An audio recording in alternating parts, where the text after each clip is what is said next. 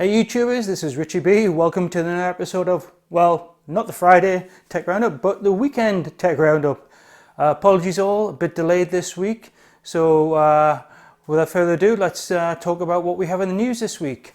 So in the news we have the Intel 9900KS. We're going to be taking a quick look at that. There's obviously, we've got a little bit of news from the Google side of things. Firstly with the Pixel 4 launch. That's been their big event this week.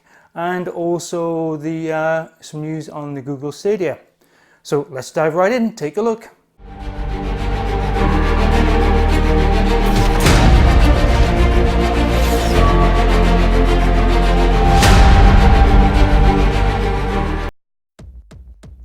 So first up, we're going to take a look at the Intel's new yet unreleased Core i9-9900KS. This is kind of an optimized version of the i9-9900K, with Intel promising higher clock speeds across all the cores.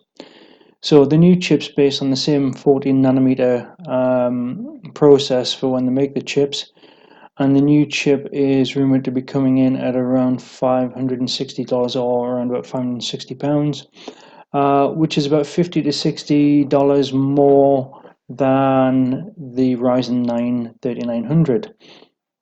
Now, given that the purpose of this chip is to try and kind of fight off the advance from Ryzen with their 3900 chip, and to kind of regain their title as the best gaming desktop CPU, I'm a little surprised at the pricing, given that the chip has got less cores and is a little bit more power hungry.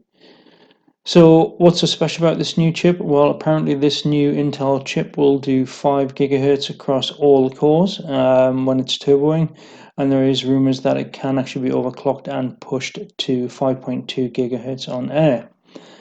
So they look like they're definitely going for the kind of high speed rather than the core count with this chip to try and win over gamers. So looking at the power consumption, it's quite interesting to see that even running at the 5.2 gigahertz, the new KS version of the chip seems to be slightly more power efficient than the older K model at its base kind of 5 gigahertz.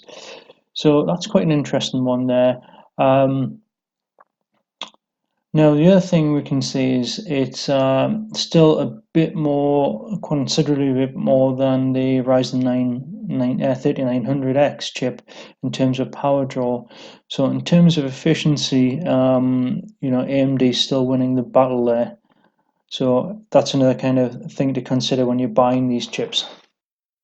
Starting off looking at the game performance, first up we have Far Cry 5 on 1080p. At ultra settings, and thanks to Tom's Hardware, who've performed these tests, what we can actually see is in this particular game the Ryzen 9 3900X appears to be right at the bottom of the heap, which is a bit odd, at 114 frames a second, and the new i9 9900 KS as high as 155 when it's been pushed at 5.2 gigahertz. But even on the stock 5 gigahertz, 150 frames a second, so it's quite a considerable leap for Far Cry 5.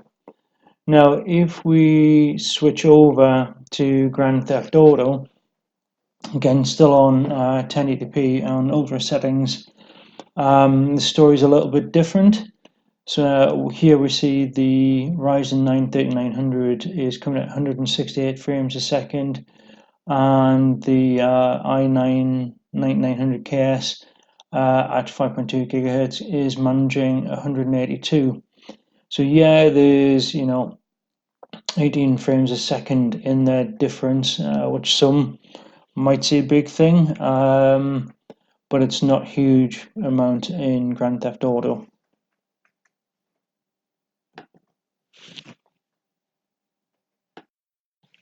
Moving on over to take a look at the application side of things, and again, thanks to Tom's Hardware. Here we can see they've done some audio encoding with the LAME application. Now, this is quite an interesting result and quite unexpected, given the extra core count of the AMD chip. To see the i9 9900KS actually outperform the Ryzen 3900X chip um, during this kind of task. So that's an interesting one and a bit of an unexpected one, if I'm completely honest.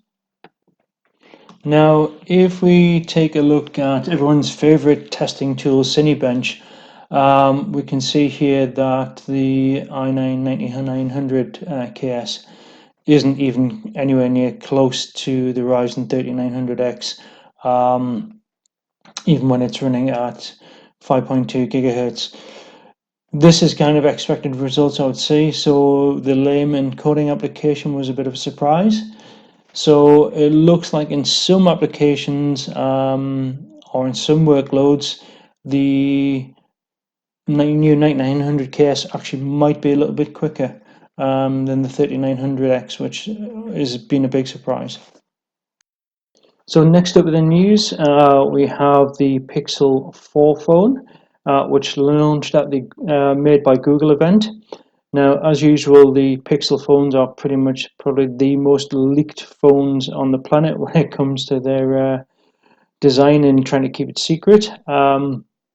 So the Pixel 4 launched this week alongside the Pixel Watch, and the phone itself, it's obviously got a new design, and obviously there's a few changes being made here.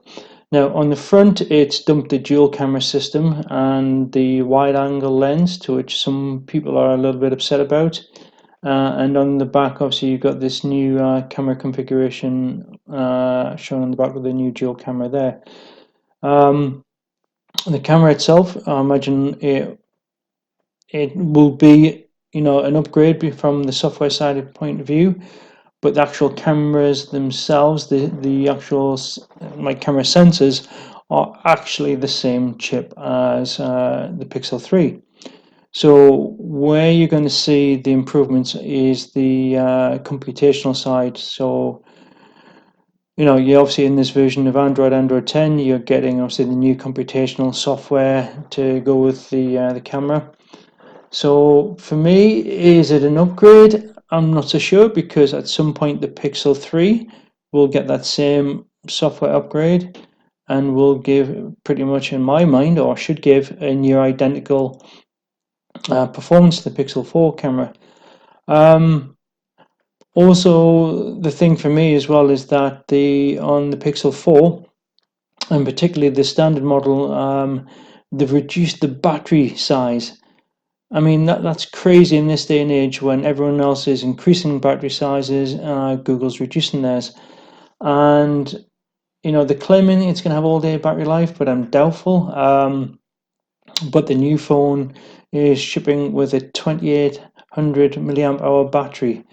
Now, to me, that's a big thumbs down. That's a step backwards.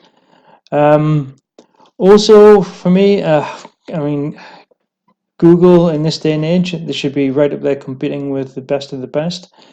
And, the base model 64 gig,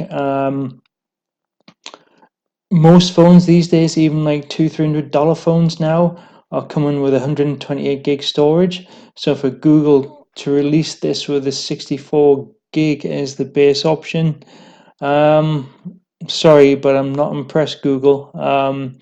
So by the time you go for the XL for the extra battery, and then you add in the extra cost, extra $100 for the extra 64 gig to take it up to 128, you're up there to like $1,000 or £1,000.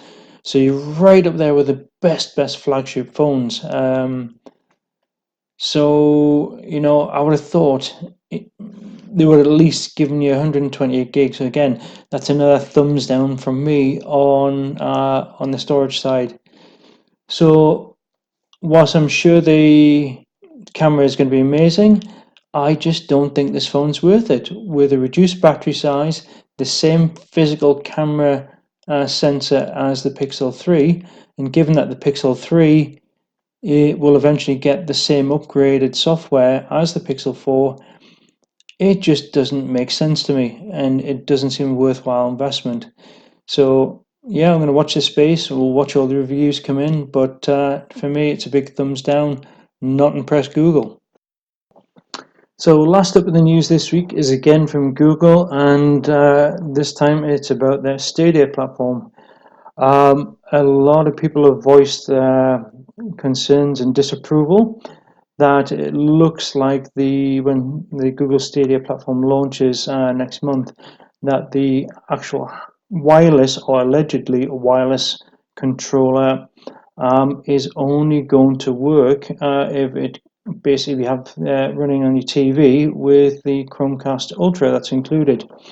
So if you bought this and you wanted to use it on your PC, you're going to have to use a hard wire.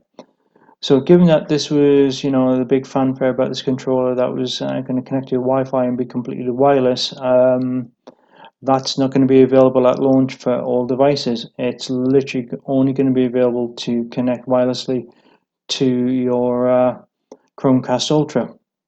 So again, this is yet another bit of a disappointment from Google, where they made a lot of promises, and when it comes to actual launch, it tends to be something different. So for me, this is kind of a bit of a step backwards again, and as a result of that, I've actually cancelled my Founder Editions pre-order. But I'm going to cover that in another topic at a later date. So Google, again, that's a second thumbs down you get from me this week. Really not good. Well, that just about wraps it up for this week, folks. Just a short one this week. As usual, if you liked the video, please give it the big thumbs up. And if you didn't like the video, then the thumbs down is for you. If you like the video, if you could hit that subscribe button, that would really help me out and help me promote the channel a little bit. And as well, if you could hit that bell notification icon, that way you'll be notified when I release any new videos. And once again, thanks for watching, and sorry it was a bit late this week, and hopefully I'll see you guys again real soon. Bye now.